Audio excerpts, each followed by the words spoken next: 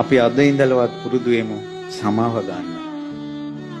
ජීවිතේට සමාව ගත්තේ නැති මිනිස්සු මෙතන ඉන්නවා.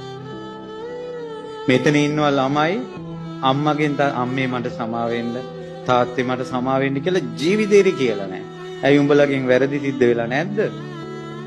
අනිත් එක්කේ මට සමාව වෙන්න කිව්වා කියලා කටේ පණුව ගහනවාද? පුරුදු වෙලා නැහැ.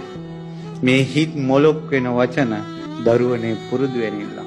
මට සමාව වෙන්න කියලා. සුද්ධොත් එයාට සොරි කියලා කියනවා. සුද්ධොත් කියන අපේ ජීවිතේ නෑ ඒවා. මට සමාව වෙන්න කියලා. සමාව ගැනීම කියන එක පුරුද්දට ගියේ නැත්තම් සමහර අයගේ ජීවිතේට බලන ඕන දූල පුතාලා දැන් බලන්න මම්මගේ අම්මගෙන් කවදා හරි සමාව අරන් තියනවලු. දැන් උඹලා ඉන්න තැන බලාපල්ලා. පුතාලා බලාපල්ලා. නෝන මහත්තයාගෙන් සමාව අරන් කසාද බැඳපු අය මේ ඉන්නේ. අවදාන මහත්තයා අනේ මට ඒ වෙලාවේ තරහ ගියා. ඔයා මට සමාව වෙන්න ඕනේ කියලා ඒ වගේ පොඩි එකක්. නැත්තම් නිකන් මේ ඔළුවේ අත් දෙක තියාගෙන එහෙම නෙවෙයි මේ කියන්නේ. ආන්තරයෙන් ඉඳලා අනේ මට ඒ වෙලාවේ තරහ ගියා. ඔයා සමාව වෙන්න ඕනේ.